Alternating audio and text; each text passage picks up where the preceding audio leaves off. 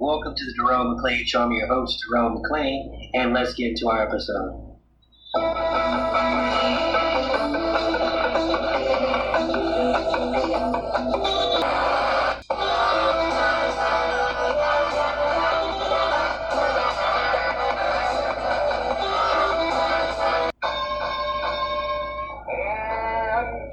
Intelligentsia, the endem of sarcasm, the nutty professor, to your whack-ass marmalade.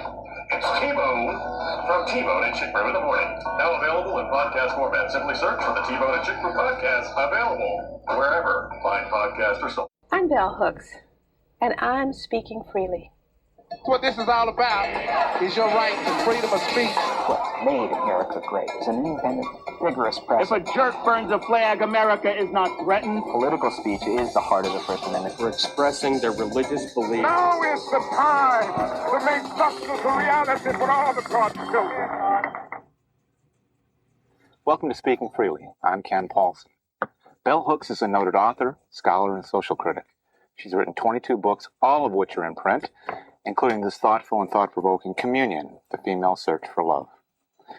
I'd like to read to you from your own book a line that says, "This book is testimony, a celebration of the joy women find when we restore the search for love to its rightful, heroic place at the center of our lives." Tell me about that. We've always thought of our heroes as having to do with death and war. And, when we think of Joseph Campbell and the whole idea of the heroic journey, it's rarely a journey that's about love. It's about, deeds that have to do with conquering, domination, what have you. And so part of what I wanted to say to people is that living as we do in a culture of domination, to truly choose to love is heroic. To work at love, to really let yourself, understand the art of loving. You say in the book there are revelations for you after the age of 40 about love. That there are insights you gained that you wished you'd had earlier? Well, absolutely, because I think that like so many other people in our culture, I had very, very confused ideas about love. And, in the first book, All About Love, one of the ideas that was really hard for people to accept was that if somebody is abusing you, they're not loving you. I mean, you would think that would be a basic understanding most of us would have. But in fact, so many of us have been wounded in some way in our childhoods that we really need to cling to the idea that if someone hurts you, they can also be loving you. And I tried to make a big distinction in that book between care and love, that like saying that my parents cared for me deeply, and care is important. A lot of children don't receive any care, but it's only one ingredient of love. Now, It's not love. Love is a topic that many people have written about, and now recently you've written 3 very well-received books about it. What is your take on love that's different from others? I always think that part of the genius of Bell Hooks, such as it is that I bring together standpoints that are often not brought together in our nation. I bring together thoughtfulness about race, gender, class when I'm writing about love. I'm one of these fanatic readers. I read a book a day, a nonfiction book a day, and I'm a fanatical mystery reader, and I may read 2 mysteries a day. So I'm always bringing together, not unlike Speaking Freely, diverse ways of knowing. And I think that has been kind of the mark of Bell Hooks books, that you may be reading all about Buddhism, then you may read about gangster rap. There may be a whole combination of ideas. And I believe that in our deeply anti-intellectual society, most people read along very narrow lines and think along very narrow lines. So I think that the excitement many people feel when they come to a Bell Hooks book is, God, she's brought together these things that just seem like you would never have put them together. I mentioned that you've had 22 books in print. And that's extraordinary. That just doesn't happen. That suggests a shelf life that most authors don't enjoy. But do you ever sit down and say, I really want a bestseller. I want this one made into a movie. I want all of my books made into movies. Because you know what? I believe that I am, Ken, the embodiment of that sort of classical idea of the intellectual as someone who really wants to be whole. And to me, part of wholeness is I really do like the people, the mass. I really, want to be able to write books that are touching the pulse of a diverse audience. So to me, the only exciting aspect of having a bestseller is that, that you have that capability, that you're spread across a wide body of people, cross class, cross race. And I think that's incredibly exciting, the idea of that, And there's not a temptation to kind of water down your message, to broaden it in a way that everyone will find it appealing, sort of like Who Moved the Cheese? Well, what I think is in these real deep and profound times, and I don't want to make light in any way, because for the past few years, I have just been so concerned about the question of censorship, and a censorship of the imagination that begins even before people are censoring what we write. I think that when I look at my career as a thinker and a writer, that what is so amazing is that I have a dissenting voice, and that I was able to come into corporate publishing and bring that dissenting voice with me. I mean, the fact is that it may seem to people that the love books, which are easier to read, unlike all the other Bell Hooks books, I did write them with a mass audience in mind, mindful of my language, mindful of a lot of things. But in them, there are ideas that drive people wild because they feel that they're so dissenting. Like that idea I mentioned to you earlier, that care isn't love. I mean, I can't tell you how many talks I went on where people were up yelling. How dare you say, that mom and dad didn't love me because, they gave me that beating every week that I needed. I'm curious about your take about the marketplace of ideas. Speaking freely is about all. The key word that you used, Ken, was the marketplace. And I think what's really tragic about education, particularly at a higher level in our nation right now, is that it has become to be something that is about the marketplace, so that there's a lot of repression that students begin to do because they want to prepare themselves for the marketplace, for getting the money and getting the power and getting the status and getting the fame. And that means that you can't always say what you want to say. You have not hesitated to question projects, programs, or individuals that frankly a lot of the African American community embrace with pride. You've raised questions about Kwanzaa, the Million Man March, and not least of all Oprah. What is it difficult to speak out on those topics? I think it's difficult when you're misunderstood. It's difficult when people stand up and say, why do you hate Spike Lee so much? And I say, actually there are moments in Spike Lee's films that I think are incredible, that I love.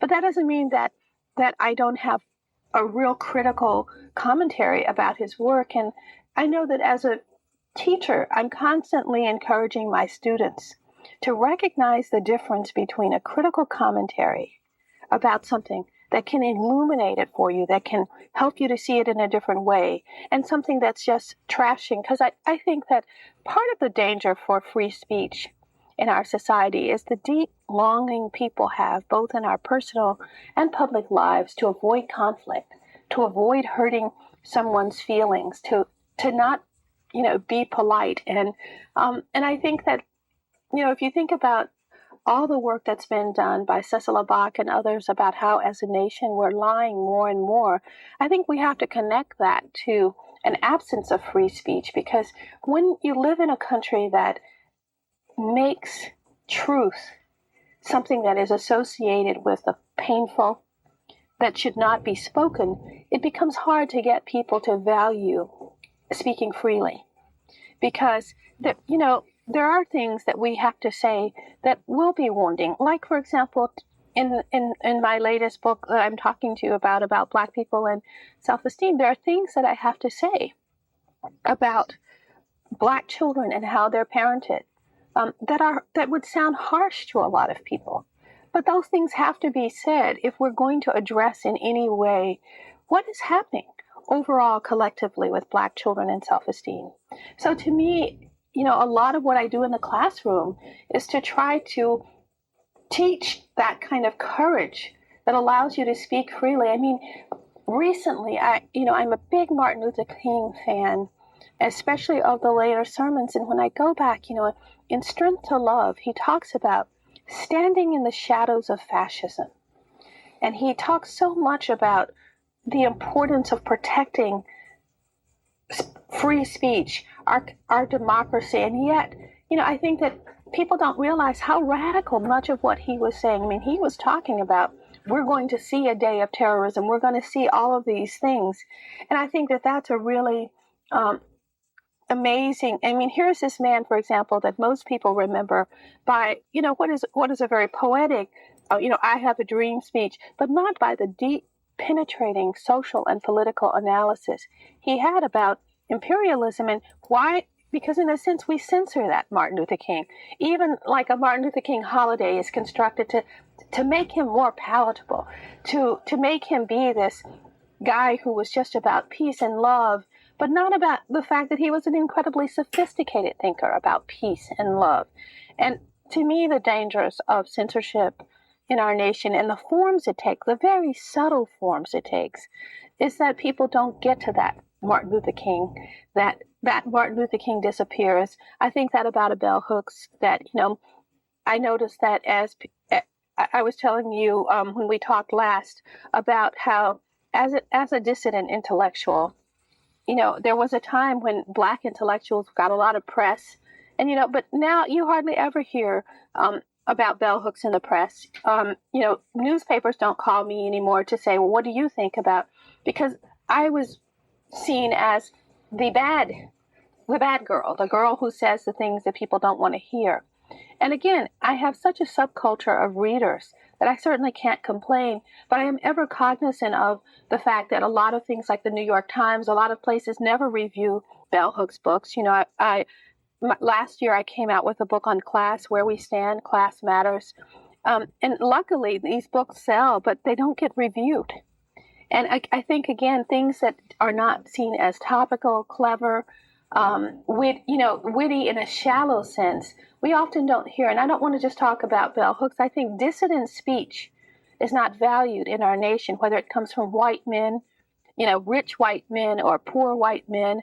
I think the real issue is we are in danger as a nation of silencing any form of speech that goes against what is perceived to be the status quo. If in your classroom, your students came to you and said, there's a Nazi coming to campus to speak.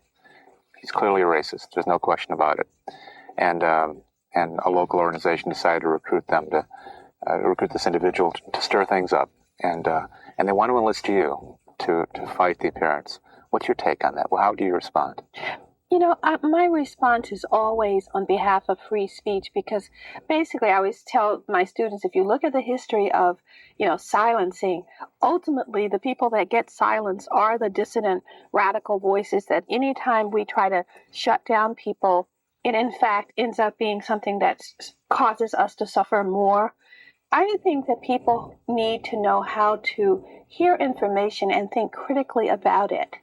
And that's usually my whole thing, is to say, what does it mean for us to hear something that we have to think critically about and that we can make a choice about, as opposed to the idea that we should eliminate people saying certain things, people thinking certain things, take certain books out of the library. Well, let's talk about those books. Let's talk about those ideas. If you listen to conservative talk radio, and two of the phrases you hear most often are liberal elites and political correctness. And I have to tell you, initially I thought political correctness was a pretty good concept, just in terms of it's about showing respect for other people, and that's a good place to be. And yet there seems to have been an evolution where political correctness has become more of a code.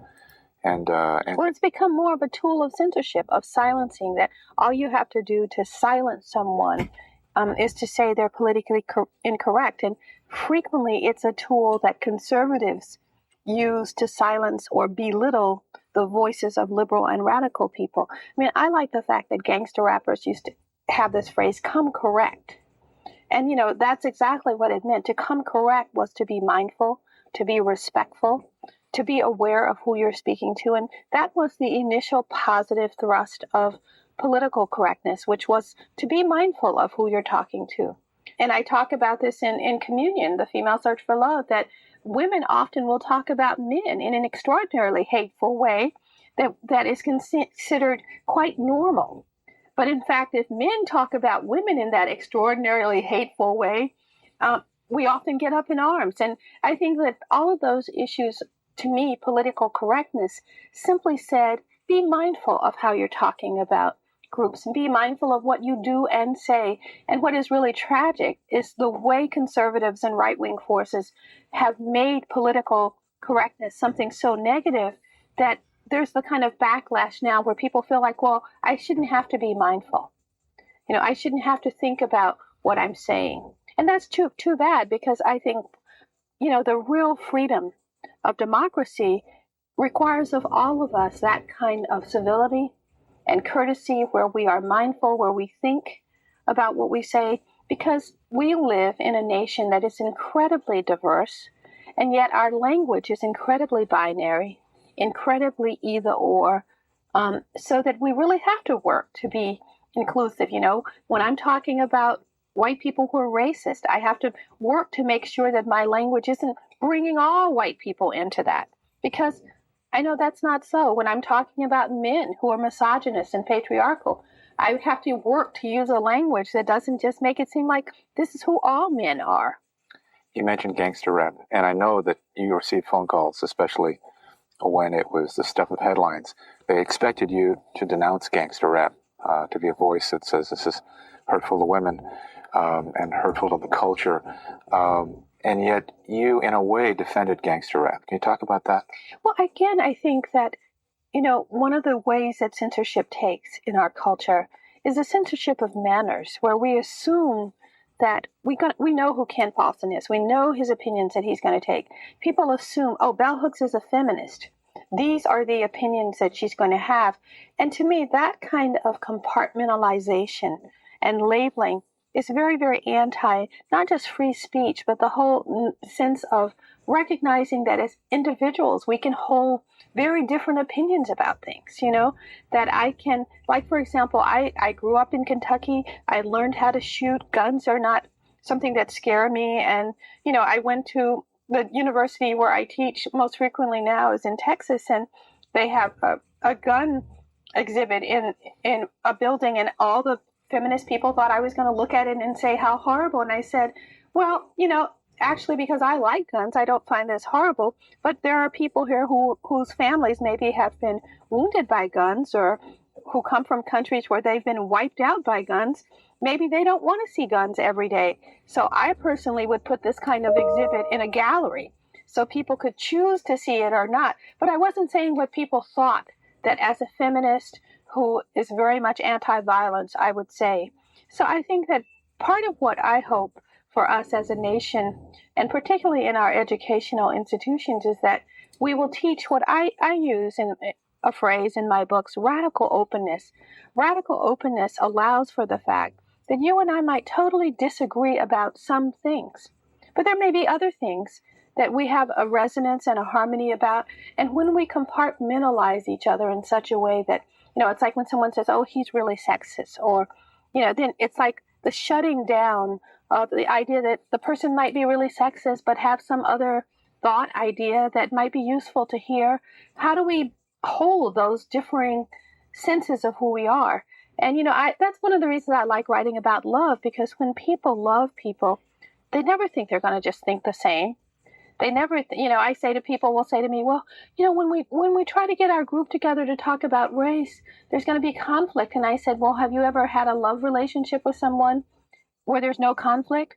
Why do we expect that we're going to get together and talk about race and racism and not have perhaps anger, conflict?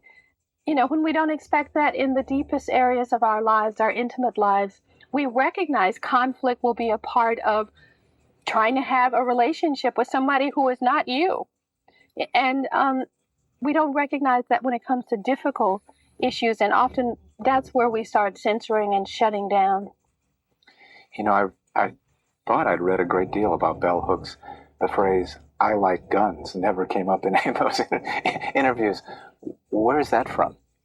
How do you have an appreciation of guns? Well, just because I think of growing up in rural areas, where, I do think that when we talk about gun violence, that we do have to look at areas of our nation where people have always had guns, but used them wisely, courteously, and not where just the fact of having a gun meant that you will be violent. And so I like the artistry of guns, and all of that I learned as a child, starting with having a BB gun and those kind of things. But, when I was introduced to guns, I was also introduced to the reality of guns and how you should deal with them, and so that you don't endanger yourself or others. You're a tough social critic, and one of the observations that struck me was your sense that a majority, I don't want to misquote you, a majority of white Americans believe themselves to be superior. Oh, absolutely. But I think the worst part of that is that there are lots of Black people who believe ourselves to be inferior. That's the kind of stuff that I'm talking about in this Black People and Self-Esteem book, that which is called Soul to Soul. But I think that that's how deep white supremacy is in our nation.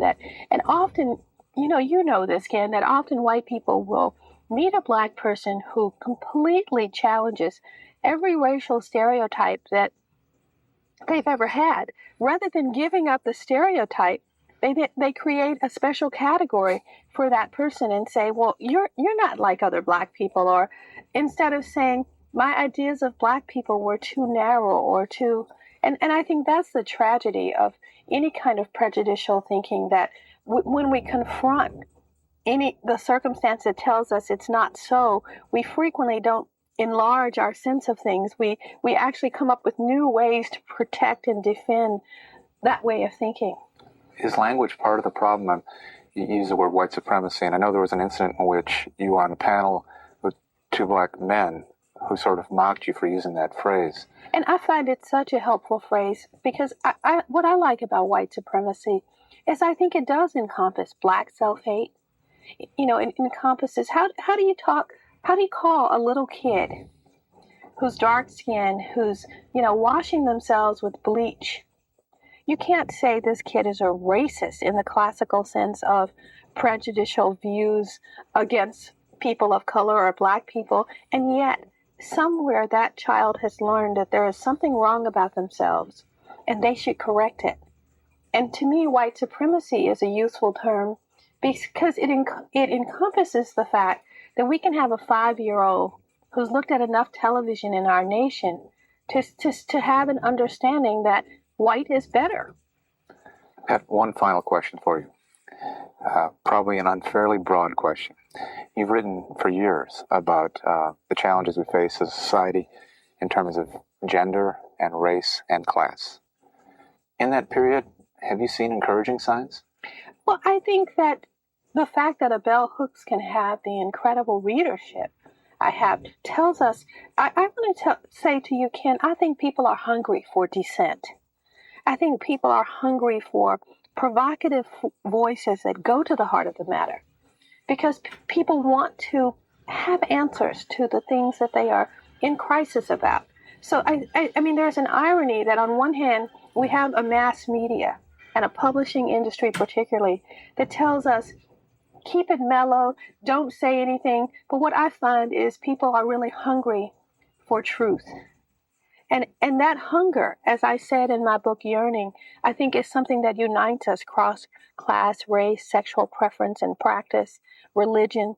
And I see the hope that I feel within my own self and with other people is that hunger for truth and for ways to live our lives more fully in a manner that's more fulfilling. And it's that hunger that keeps a place for the dissenting voice, that keeps the place for speaking freely, because that is both an endangered space and a space, on the other hand, where we have more people than ever before who are hungering to hear that dissenting voice.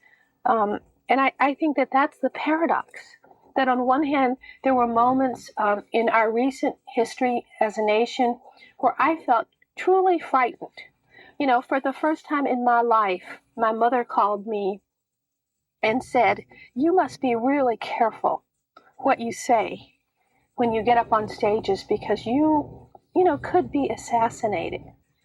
And I think that certainly, if nothing else, the September 11th events around the World Trade Center brought into focus that we are a nation where many people are afraid of free speech and want to silence people. And if we cannot acknowledge that will to silence is growing, that's what King meant when he talked about standing in the shadows of fascism. So on one hand, I experienced for the first time ever as a citizen of this nation, feeling that I was taking grave risk in standing before audiences and saying the things that I believed. And at the same time, I had audiences that were eager to hear, well, what do you think about this? Audiences of people who may or may not have agreed with me. So that's the paradox that we live within. A society that is full of promise and possibility, and a society that, on the other hand, will close things down if people feel they need to protect the lifestyles or the belief systems that they think are the only important belief systems. And that's the difficulty. But I'm one who believes in the outrageous pursuit of hope. Stay with us. We'll be right back. Has anybody ever told you you were over-opinionated? How about this one? You can talk about everything you like, but don't talk about religion. Don't talk about faith. Don't talk about politics. My name is Jerome McClain, host of Jerome McClain Show, and I want to introduce you to a show called Over Opinionated with my friend from Southwest Virginia, Josh Scott. Josh has always been told he has been over-opinionated. He always tried to hold back these opinions, but he tried to back them up when he had to say something with facts and logic. Since he's grown up in many ways, he had to change a lot of his views and his opinions, as a lot of people should. He's not a millionaire from Fox News or CNN. He's just a hard-working, blue-collar type of guy. Give Josh Scott a shot at Over Opinionated with Josh Scott. You can find him on patreon.com/overopinionated at 679. You can also check him out on Twitter at NRV_guy79. Overopinionated with Josh Scott, where he is this soft-spoken guy telling you the truth. We talk about a lot of serious topics on this show. One very serious topic is women's health. One company that stood out to me was vslay.com because the owner is very transparent about her own struggles in the women's health department and has great customer service, great deals, and frequent sales. You can check her out, her great customer service, products about women's health, and frequent sales at www.vslay.com. That is www.vslay.com. Your entire career has been about free speech, and thank you for joining us today on Speaking Freely, Bell Hooks. And I thank you for giving me the opportunity to speak freely.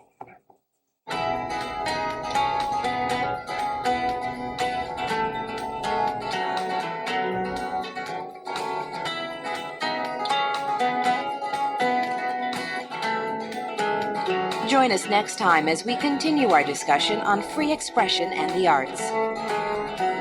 For more information about Speaking Freely, visit our website at www.speakingfreely.org.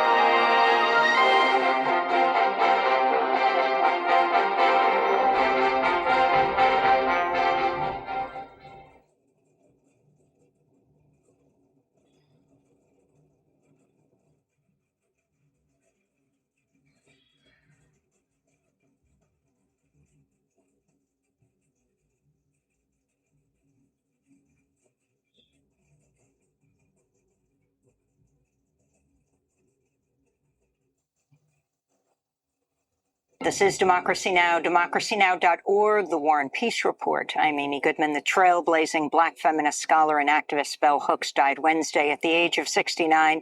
She was a prolific author who wrote about how a person's race, gender, and social class are interconnected, often referred to the, quote, imperialist, white supremacist, capitalist patriarchy.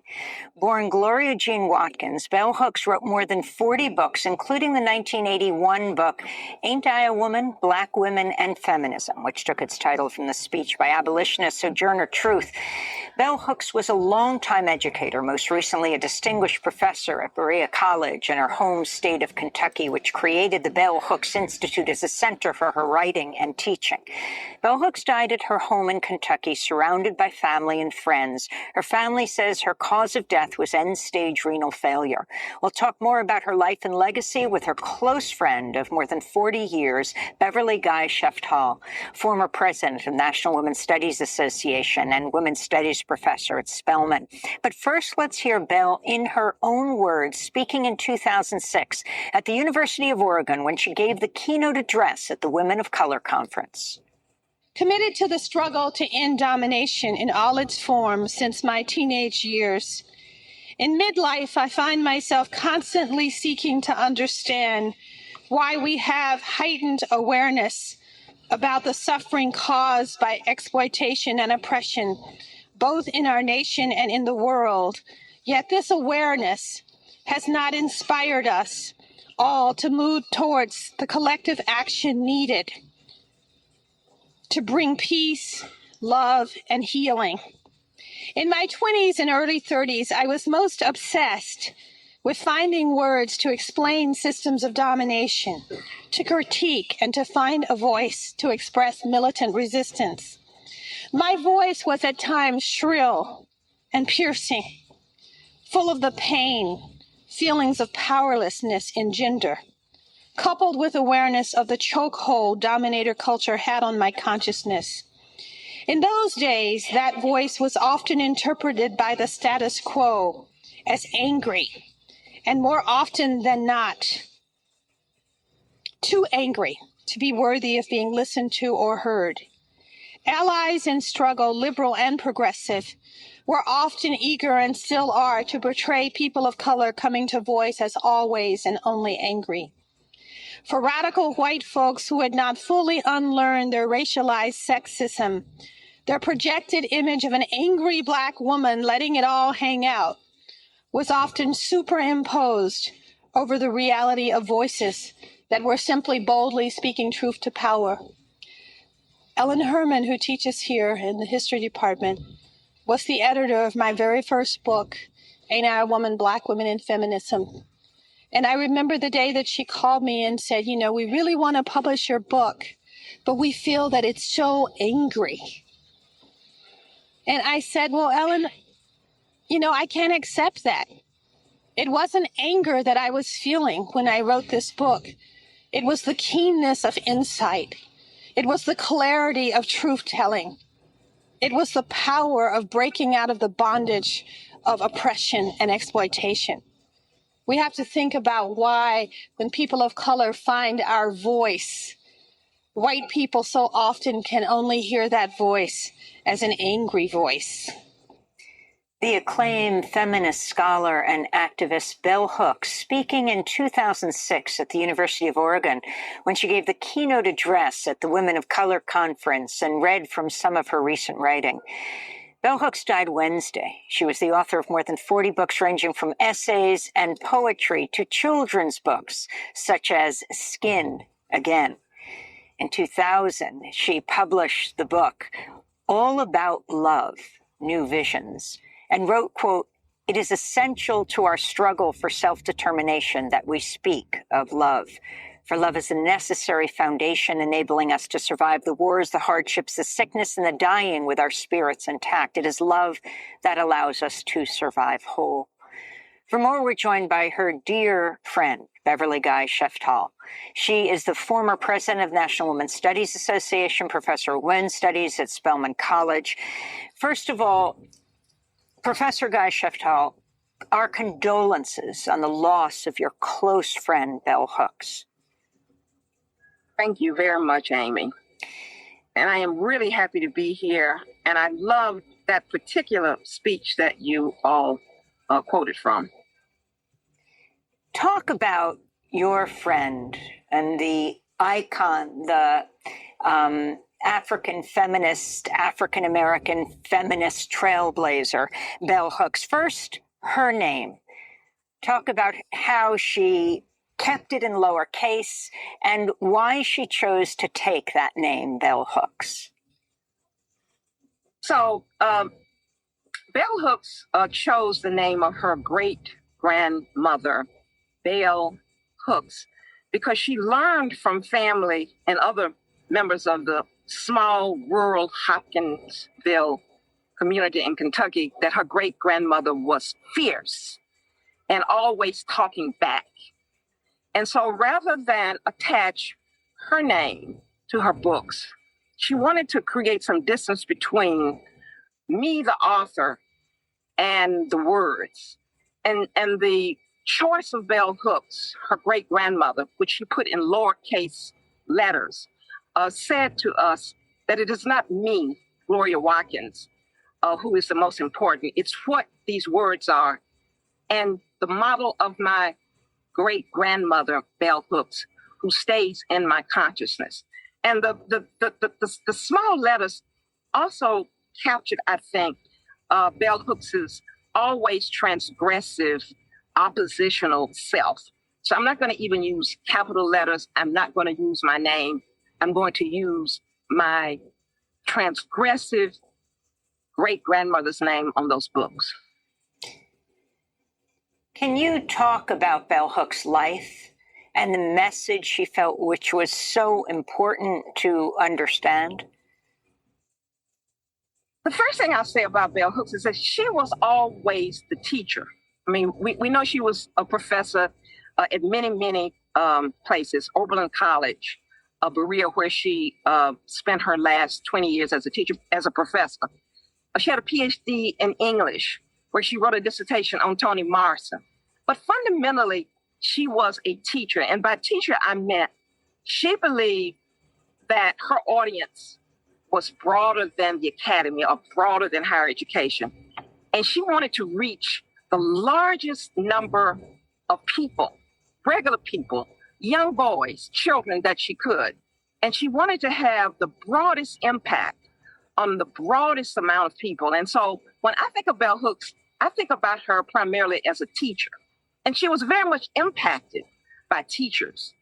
She was very much impacted, for example, by the Buddhist person, Thich Nhat Hanh. And I think that she saw herself in some ways as a person who would sit with young people and community people and students and help them understand this world in which we live, which is full of all kinds of domination. So I see her as a teacher. She was hard-hitting. She was sometimes merciless in her critiques. She was unrelenting. She was courageous. She was in your face, but she was also gentle. And I was just listening to that sort of soft voice, gentle spirit, passionate, and always trying to tell the truth from her perspective. You know, I got a chance to interview her and asked her, it was to remember Paulo Freire, the great educator who wrote The Pedagogy of the Oppressed, where she also laid out her philosophy of education. This is Bell Hooks.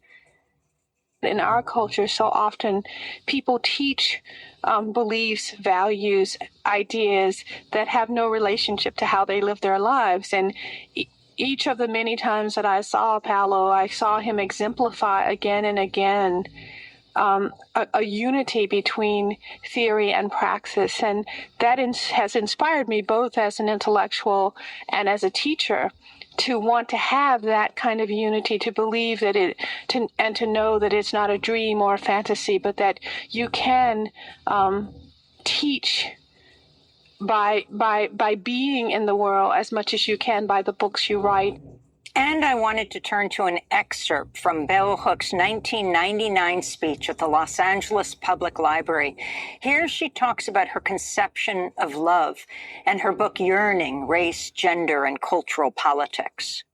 When I go and I talk a little bit about the question of love, people will start saying to me, oh, I hope you're not going to lose that, critical edge, that daring, like angry voice that we had in all the other writings. And I say to them that that's exactly what I think about the question of love, that to talk about love and to talk about the big question of why choose love and why our nation has to choose love again as one of the ethical values driving our daily lives is in fact to be doing that which is courageous and daring and enormously difficult to do, precisely because of the profound trivialization of love in our culture. We might do well to not just problematize our difficulties around race, gender, and other things, but to also then talk about what brings us together. What kinds of yearnings do we share across all of those things? And it seems to me that the desire to love and be loved is one of those yearnings people share, irrespective of class, race, sexual preference, practice, and that it might be interesting for us to theorize in terms of our struggles to end all forms of domination from that place of love. So that's Bell Hooks talking about her book Yearning, Race, Gender, and Cultural Politics. If you can talk about that, and also her talking about white capitalist, white supremacist capitalist patriarchy, Professor Guy Sheftel. It might be good to remind all of us that to have Black people love themselves, that is a radical act in the U.S. context. And it's not just Black women. She wanted little Black boys to love themselves. She wanted little Black girls with so-called nappy hair to love themselves, which is why she wrote that book about of being nappy. So we might think about love as a sort of innocuous, trivial, non-political project. But she knew that loving ourselves, all people, but particularly people of color and Black people in the U.S., to love ourselves is a radical political act. And that's one of the people's favorite books all about love, because I think we understood that if you don't love yourself, if you don't engage in self-love, you cannot possibly change the world. And so that was an extremely important intervention in terms of her writings. Her constant naming of imperial white supremacist patriarchy, which can also be framed, if we borrow Kimberly Crenshaw's term, intersectionality. Bell didn't use the term intersectionality. She wanted us to hear imperial white supremacist patriarchy. And later she added heteropatriarchy, because she wanted to name what that was. But it is essentially the concept of intersectionality, which goes back to the 19th century Black women such as Maria Stewart and Ida B. Wells. And so she never stopped saying it. Imperial white supremacist heteropatriarchy, because she wanted us to hear it over and over and over again so that we could eradicate it. And as you talked about children loving themselves, particularly Black children, she wrote that acclaimed children's book, Skin Again, beautifully illustrated by Chris Rashka. The book reads in part, "The skin I'm in is just a covering. It cannot tell my story. If you want to know who I am, you have to come inside and open your heart way wide." Professor. Yes. She also, her favorite children's book was B-Boy Buzz, which she talked about a lot. And you have a little more protagonist. And she talked about the fact that the publishers were sort of reluctant to have a little Black boy protagonist. But of course, she insisted in the same way as she described earlier, insisting to those publishers of that very first book that she was not angry, she was committed, and she always, again, insisted, lived the life that she wanted to live, lived it on her own terms, and that was with book publishers, her employers, her family, her partners, and her friends. Beverly Guy Sheftal, I want to thank you so much for remembering Bell Hooks. It's hard to say remembering. She died just this week at the age of 69. Professor Beverly Guy Sheftal is a professor of women's studies at Spelman College, former president of the National Women's Studies Association. Next up, we hear from Democratic Senator Raphael Warnock. Stay with us. Thank you for listening to today's episode. Of course, if you want to support the show, you can do so by going to www.patreon.com and getting a membership for as little as $3 a month. Again, that's www.patreon.com/The Jerome McClain Show.